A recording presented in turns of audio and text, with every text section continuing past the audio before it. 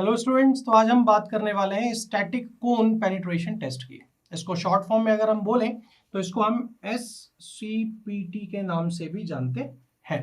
ठीक है, हम सिर्फ इस नाम से ही नहीं जानते बल्कि एक और नाम से भी इसको यूज करते हैं अपने डेली लाइफ के अंदर, जिसका नाम है CPT यानी कि कोन पेनिट्रेशन टेस्ट। ठीक है ना, चाहे तो आप स्टैटिक कोन पेनिट्रेशन टेस्ट कह लो, चाहे आप SCPT कह लो, चाहे आप CPT यानी कि कोन पेनिट्रेशन टेस्ट कह लो।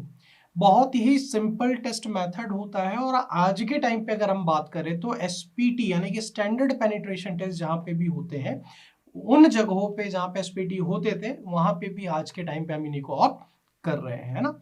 वो भी पर्टिकुलरली कहाँ पे, जहां पे सॉफ्ट क्ले हैं या फिर फाइन या मीडियम सैंड डिपॉजिट्स हैं, तो वहां पे हम इनको यूज ज्यादातर कर रहे हैं।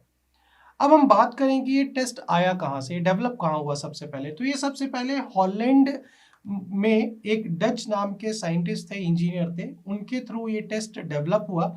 इस कारण से इस टेस्ट को एक और नाम से जाना जाता है जिसको हम बोलते हैं डच कोन पेनिट्रेशन टेस्ट। ठीक है, या फिर इसी को डच को DCPT।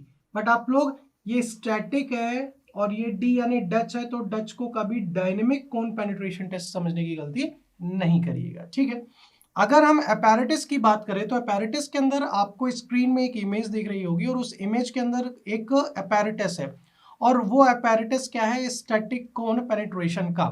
अब इस अपैरेटस के अंदर सबसे पहले तो क्या होती है, एक स्टील का कोन है जो कि नीचे साइड है, एक फ्रिक्शन जैकेट असेंबली लगी हुई है, साउंडिंग रॉड है, मेंटल ट्यूब है, और इसी तरीके से ये पूरा का पूरा टेस्ट इस अपैरेटस के हेल्प से यूज किया जाता है। ठीक है, अब इसको करने का तरीका क्या है ना, इसका एक सीक्वेंस क्या है इस ऑपरेशन का, इस पेनेट्रोमीटर के हेल्प से। तो सबसे पहले ये जो कोन है और जो फ्रिक्शन जैकेट है वो स्टेशनरी रहता है ना, जैसे कि आपको स्क्रीन में ये इमेज दिख रही होगी, ये स्टेशनरी रहेंगे।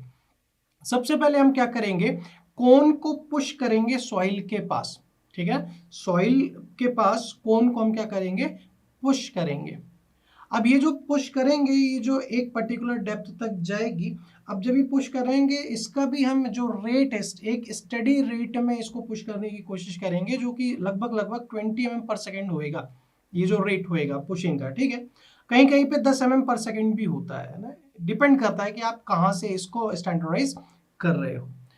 अब जब आप इस कोन को पुश करेंगे तो जाहिर सी बात है कि वो पुश भी होएगा और सॉइल जो जहाँ पे जिस टाइप का स्ट्रेटा है वहां से एक आपको क्या मिलेगा, एक रेजिस्टेंस भी आपको मिलेगा। और क्योंकि कोन सबसे पहले हम पुश कर रहे हैं तो आपको इस टिप पे सबसे पहले रेजिस्टेंस मिलेगा, है ना। उसी टिप के रेजिस्टेंस को आप क्या बोलते हैं, कोन और पॉइंट रेजिस्टेंस। और इसके अंदर जब आप ये जो रेजिस्टेंस में जो फोर्स आप कैलकुलेट करते हो, जिसको आप QC के नाम से डिनोट करते हो, जो कि आप प्रेशर गेज के हेल्प से आप फाइंड आउट कर रहे हो, तो एक फॉर्मूला बनता है टिप रेजिस्टेंस का। वो क्या कि QC is equal to capital QC upon AC। A क्या है, ये बेस एरिया है। जनरली हम लोग कितना कंसिडर करते हैं, 40 mm जो डेप्थ होती है वो जनरली हम लोग 40 mm तक कंसिडर करते हैं। उसके बाद क्या करेंगे, अभी तो हमने कोन को पुश किया था। अब इमेज में जैसा कि आपको दिख रहा होगा कि यहाँ पे एक फ्रिक्शन जैकेट असेंबली भी है। अब हम क्या करेंगे, इस फ्रिक्शन जैकेट असेंबली को भी क्या करेंगे, नीचे पुश करेंगे। ठीक है, अभी तक हम सिर्फ कोन को कर रहे थे, फ्रिक्शन जैकेट असेंबली को भी पुश करेंगे और अगेन प्रेशर गेज में भी हम फाइंड आउट करेंगे।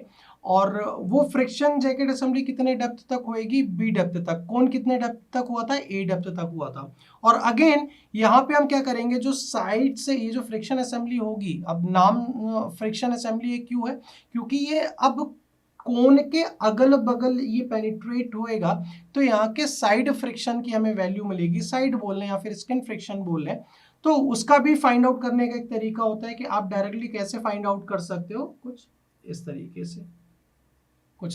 से। अगेन B की वैल्यू कितनी होगी, 40 mm होगी। अगेन वही एरिया ऑफ जो क्या कहते हैं, जो सरफेस एरिया है फ्रिक्शन जैकेट का। ठीक है, तो आपने एक बार कोन को किया, फिर फ्रिक्शन असेंबली को किया, A+B डेप्थ में आपने पेनिट्रेशन किया। फिर जो वहां पे मेंटल ट्यूब है, आपको स्क्रीन में दिख रहा होगा इमेज के अंदर, जो मेंटल ट्यूब है उसको आप पुश डाउन करोगे किस डेप्थ तक, A प्लस बी डेप्थ तक, ताकि वो क्या करे, फ्रिक्शन जैकेट और कोन आपका इनिशियल स्टेज पे आ जाए, पहली स्टेज में आ जाए। और यही प्रोसीजर आप रिपीट रिपीट रिपीट तब तक करोगे जब तक कि आपको एक साउंडिंग डेप्थ तक आप रीच नहीं कर जाते हो। साउंडिंग डेप्थ मतलब जहां तक आपको रिक्वायरमेंट है। जब हम सीपीटी की बात करते हैं तो सीपीटी क्या करता है कि एक कंटिन्यूस रिकॉर्ड देता है आपका, काहे का, वो वेरिएशन के बारे में बताता है कि कोन का रेजिस्टेंस कितना हुआ और फ्रिक्शन का रेजिस्टेंस कितना हुआ विद डेप्थ। क्योंकि आपका अपैरेटस तो कुछ इस तरीके का है ना, ये तो कोन हो गया और साथ ही साथ इसी के साथ ये फ्रिक्शन असेंबली हो गई।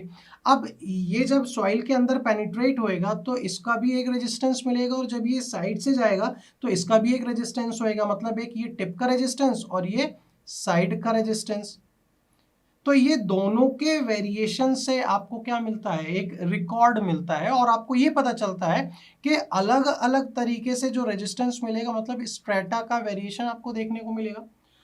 अब इसके साथ साथ एक और चीज है कि जैसे कि एसपीटी है या फिर डीसीपीटी है ना, ये टेस्ट बेसिकली क्या मेजर कर रहा है, ये स्टैटिक रेजिस्टेंस मेजर कर रहा है सॉइल की, अनलाइक एसपीटी या फिर डीसीपीटी। ठीक है, अगर हम इस टेस्ट की बात करें तो यहाँ पे हम कोई भी सैंपल ऑब्टेन नहीं कर रहे हैं, हम यहाँ पे सिर्फ और सिर्फ रेजिस्टेंस को फाइंड आउट कर रहे हैं, है ना।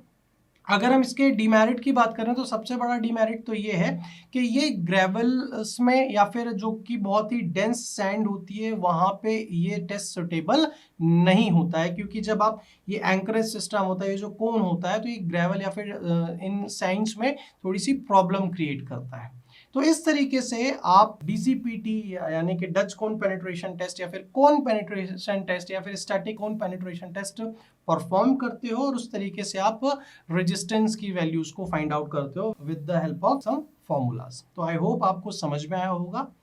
आज के लिए इतना ही, थैंक यू वेरी मच।